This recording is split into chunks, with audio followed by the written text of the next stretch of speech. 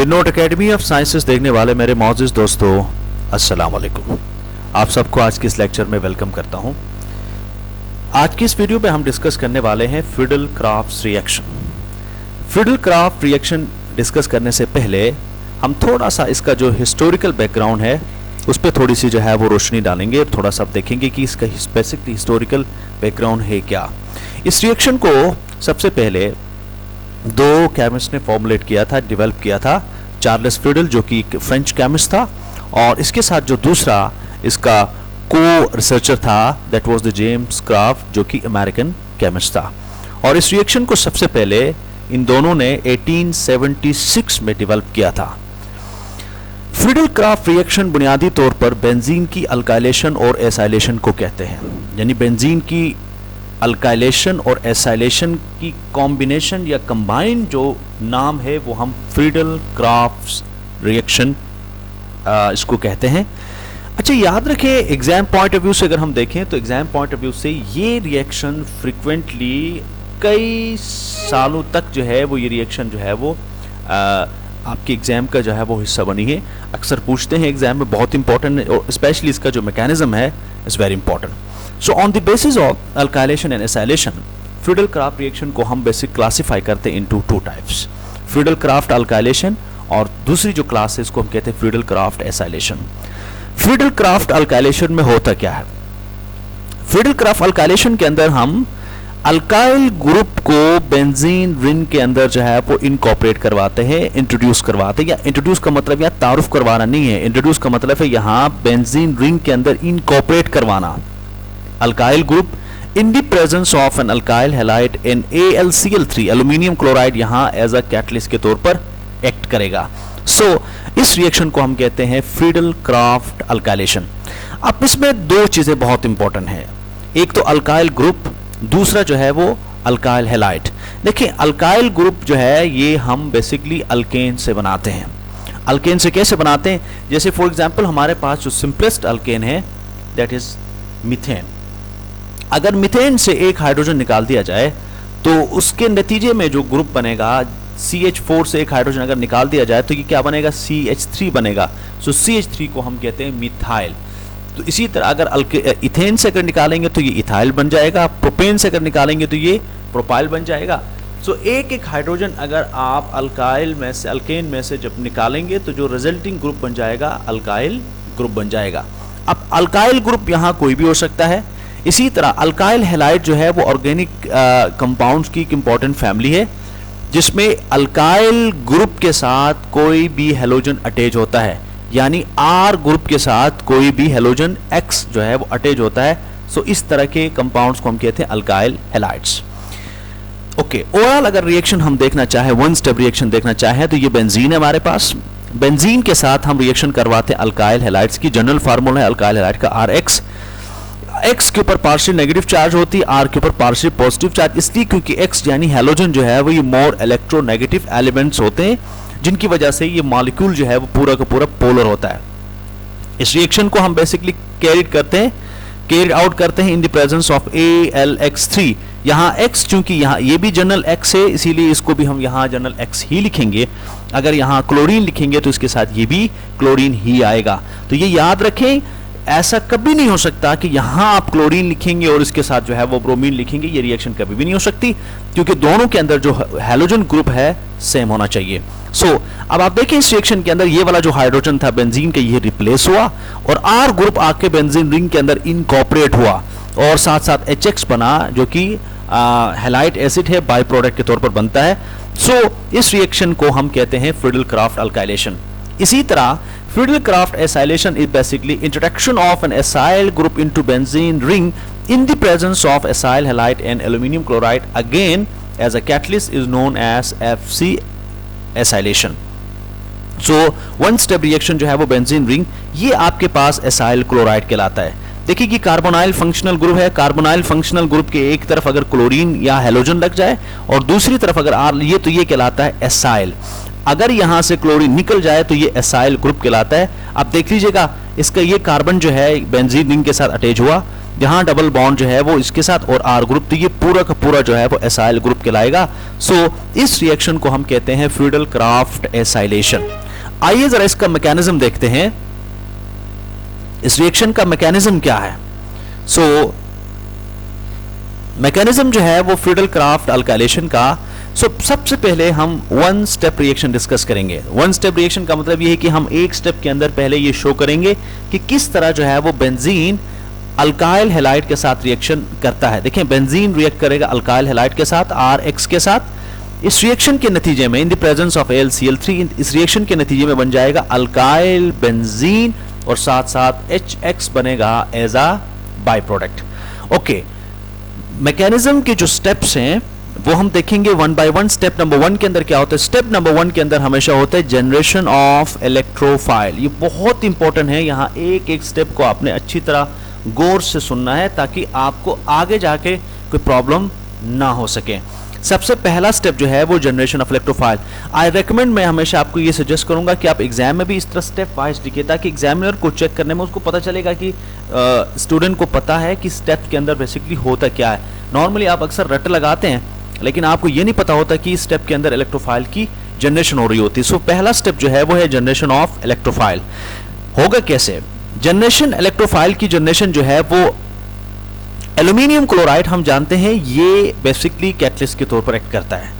अच्छा, कैटलिस्ट होता क्या है? कैटलिस्ट किसी भी रिएक्शन के अंदर ये इनिशियल स्टेप के अंदर पार्टिसिपेट करता है और रिएक्शन के अंदर जो है वो रिएक्शन को कैरी करता है और फाइनली जो है वो एज इट इज बन के ये निकल जाता है।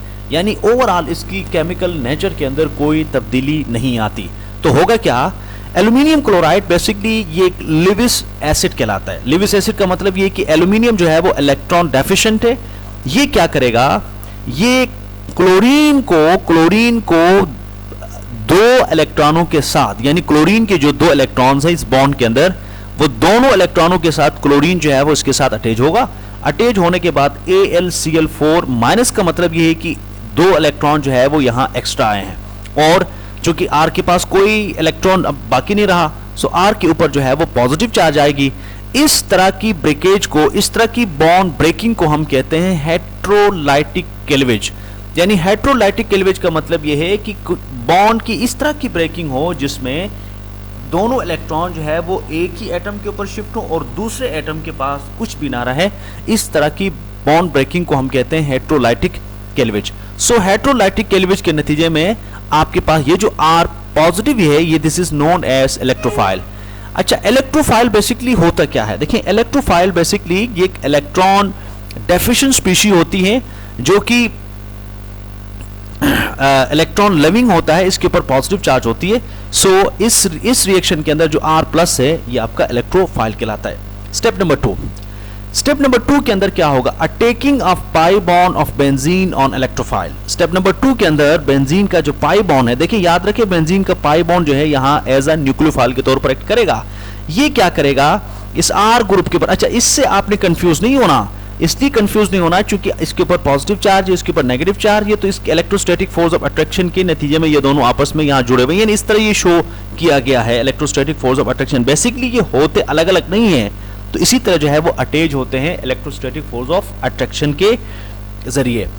अब पाई बॉन्ड जो है वो बेंजीन का इसके ऊपर अटैक करेगा, क्योंकि इलेक्ट्रॉन है, इलेक्ट्रॉन हमेशा जो है वो अटैक करता है। अच्छा, अक्सर यहाँ स्टूडेंट ये गलती करते हैं कि एरो यहाँ से बेंजीन की तरफ जो है वो ये शो करते हैं, बिल्कुल गलत है, क्योंकि पॉजिटिव जो है वो हमेशा नेगेटिव के ऊपर अटैक नहीं कर सकता, क्योंकि इलेक्ट्रॉन जो है वो हमेशा इसके ऊपर अटैक कर सकता है। तो इलेक्ट्रॉन चूंकि यहाँ न्यूक्लियोफाइल के तौर पर एक्ट करेंगे, जिसके पास नेगेटिव चार्ज होगी वो न्यूक्लियोफाइल होगा, ये इलेक्ट्रोफाइल होगा, अटैक करेंगे। अटैकिंग के नतीजे में होगा क्या? अब ये वाला जो बॉन्ड था डबल बॉन्ड, ये तो ब्रेक हो गया, लेकिन R ग्रुप जो है वो इसके ऊपर आके अटैच हुआ। पहले इसके पास एक हाइड्रोजन पहले से था, अब बॉन्ड ब्रेक होने की वजह से हाइड्रोजन भी है और इसके साथ साथ R ग्रुप जाके अटैच होगा। लेकिन कार्बन के ऊपर जो है वो पॉजिटिव चार्ज आएगी। बेंजीन के कार्बन के ऊपर पॉजिटिव चार्ज का मतलब ये कार्बोकेटाइन बनेगा जो कि हाईली अनस्टेबल स्पीशी है, और इसके साथ साथ AlCl4 बनेगा जो कि लेविस बेस कहलाएगा। उसके बाद है स्टेप नंबर 3। स्टेप नंबर 3 के अंदर जो है वो picking of proton from benzene ring by Lewis base and generation of double bond. इसमें होता क्या है कि ये जो प्रोटॉन है बेंजीन रिंग के ऊपर, इस प्रोटॉन को ये जो लेविस बेस है ये क्या करेगा, पिक करेगा। जब पिक करेगा तो यहां से ये वाला बॉन्ड जो है वो इधर शिफ्ट हो जाएगा। बॉन्ड शिफ्टिंग के नतीजे में दोबारा से हमारे पास बेंजीन का डबल बॉन्ड जो है वो जनरेट होगा, और चूंकि Cl जो है ये वाला पार्ट जो है वो HCl के साथ मिलकर क्या बनाएगा, HCl बनाएगा। हाइड्रो सॉरी ये गलती से पॉजिटिव चार्ज आ गई, इसके ऊपर कोई पॉजिटिव चार्ज नहीं है। HCl बनेगा और AlCl3। अब आप देख लीजिएगा एल्यूमिनियम क्लोराइड जो है वो रिएक्शन के शुरू में एज अ एल्यूमिनियम क्लोराइड ही पार्टिसिपेट कर रहा था। अब रिएक्शन कंप्लीट करवाने के बाद ये एज अ एल्यूमिनियम क्लोराइड ही जो है वो निकल रहा है। सो वो तमाम केमिकल्स जो रिएक्शन के अंदर पार्टिसिपेट करते हैं, रिएक्शन करवाने के बाद फाइनली जो है वो एज इट इज निकलते हैं, उनको हम कहते हैं कैटलिस्ट। सो इस रिएक्शन के अंदर अल्काइल बेंजीन बनेगा। यहां अगर CH3 होगा तो ये मिथाइल बेंजीन यानी टॉलिन बनेगा। अगर यहां इथाइल ग्रुप होगा तो ये इथाइल बेंजीन होगा। अगर यहां प्रोपाइल ग्रुप होगा तो ये प्रोपाइल बेंजीन होगा। इसी तरह आप डिफरेंट अल्काइल बेंजीन्स बना सकते हैं। अब यहां हम चेक करते हैं कि कितना कॉन्सेप्ट आपका क्लियर हुआ है। अक्सर ये क्वेश्चन आता भी है एग्जाम में, पूछते हैं अगर आप केमिस्ट्री के स्टूडेंट हैं तो आपको कॉन्सेप्ट क्लियर होने चाहिए। सेल्फ असेसमेंट मैंने आपके लिए एक छोटा सा क्वेश्चन जो है वो तैयार किया है कि how cumene is prepared from benzene. हम क्यूमीन को बेंजीन से कैसे प्रिपेयर कर सकते हैं। अब आपको ये मालूम नहीं होगा कि भाई क्यूमीन क्या है, चलो आपकी आसानी के लिए मैं हिंट्स दे देता हूं। ये है आपके पास, this is known as isopropyl chloride. अब क्यूमीन जो है वो आइसोप्रोपाइल क्लोराइड से ही तैयार करेंगे, यानी एक तो ये चाहिए होगा, दूसरा जो है वो फाइनल जो प्रोडक्ट बनेगा उसका स्ट्रक्चर जो है वो ये होगा, ये कहलाता है क्यूमीन। अब आपने इस पूरी रिएक्शन का जो मैकेनिज्म है उसको आपने माइंड में रखना है। माइंड में रख के आपने इसी तरह जो है वो प्रॉपर मैकेनिज्म के साथ बनाना है क्यूमीन। तो मैं देखता हूं कि किस तरह आप बनाते हैं। अगर आप वाकई जब बनाएंगे तो प्लीज आप मुझे कमेंट्स में कमेंट करके बताइएगा कि we have done the mechanism of this reaction, तो मुझे भी खुशी होगी और मुझे उम्मीद है इंशाल्लाह आप करेंगे। तो ये आपके लिए सेल्फ असेसमेंट का एक छोटा सा क्वेश्चन था। उसके बाद आइए next, mechanism of Friedel-Crafts acylation. Again हम सबसे पहले वन स्टेप रिएक्शन डिस्कस करेंगे। तो फ्रीडल-क्राफ्ट एसाइलेशन के अंदर जो हमारा एसाइलेटिंग रिएजेंट है that is known acetyl chloride, ये कहलाता है एसिटाइल क्लोराइड। इसकी रिएक्शन हम करवाएंगे बेंजीन के साथ इन the presence of aluminium chloride, जो कि लेविस एसिड के तौर पर यानी कैटलिस्ट के तौर पर एक्ट करता है। और रिएक्शन के नतीजे में जो बनता है इसको हम कहते हैं acetophenone. Acetophenone, what basically happening here in this reaction, acyl group is basically attached with the benzene ring after this reaction and finally जो है ये एसीटोफिनोन बनता है और HCl बनता है as a by product. Again mechanism देखेंगे step number 1 के अंदर, जनरेशन ऑफ इलेक्ट्रोफाइल। अब वैसे ही इलेक्ट्रोफाइल जनरेट होगा जैसे पहले हुआ था। फर्क ये है कि यहाँ एल्यूमिनियम क्लोराइड जो है वो क्लोरीन को एसाइल क्लोराइड से पिक करेगा। जब पिक करेगा तो यहाँ से दोनों जो इलेक्ट्रॉन्स हैं वो क्लोरीन के साथ जो है वो इसके साथ आके अटैच होंगे, AlCl4 बन जाएगा प्लस R, ये कहलाता है एसाइल फंक्शनल ग्रुप। यानी ये बेसिकली इलेक्ट्रोफाइल है, इलेक्ट्रॉन डेफिशिएंट स्पीशी है या इलेक्ट्रॉन लिविंग स्पीशी है। उसके बाद स्टेप नंबर 2, स्टेप नंबर 2 के अंदर बिल्कुल सिमिलर स्टेप्स हैं, attacking of pi bond of benzene on electrophile. तो क्या करेगा स्टेप नंबर 2 के अंदर, बेंजीन के जो दो इलेक्ट्रॉन है जिनको पाई बॉन्ड कहते हैं, पाई बॉन्ड जो है वो कार्बन के ऊपर अटैक करेगा। अटैक करने के नतीजे में हमारे पास जो है वो ये स्पीशी बन जाएगी। क्योंकि इसके ऊपर पॉजिटिव चार्ज है लिहाजा ये क्या कहलाएगा, ये कार्बोकैटायन कहलाएगा। उसके बाद स्टेप नंबर 3 के अंदर, picking of proton from benzene by Lewis base and generation of double bond of benzene again. तो उसके बाद जो आखिरी स्टेप है उसमें AlCl4 जो कि लेविस बेस है, ये क्या करेगा, प्रोटॉन को यहां से बेंजीन रिंग से प्रोटॉन पिक करेगा और डबल बॉन्ड जो है वो दोबारा जनरेट होगा, यानी दोनों इलेक्ट्रॉन जो है वो यहां शिफ्ट हो जाएंगे, डबल बॉन्ड जो है वो दोबारा जनरेट होगा। तो देख लीजिए कि हमारे पास जो है वो एसाइल ग्रुप जो है वो प्रॉपर्ली इनकॉर्पोरेट हो चुका है। एल्यूमिनियम क्लोराइड बन जाएगा, ये माइनस सॉरी ये इसके ऊपर नहीं है, आपने कंफ्यूज नहीं होना, AlCl3 है प्लस HCl बन जाएगा एज अ बाय प्रोडक्ट। अब यहाँ जो R ग्रुप है, R में भी मिथाइल ग्रुप, में भी इथाइल ग्रुप, में भी आइसोप्रोपाइल ग्रुप, यहाँ कोई भी ग्रुप जो है वो अटैच हो सकता है। Thank you for listening.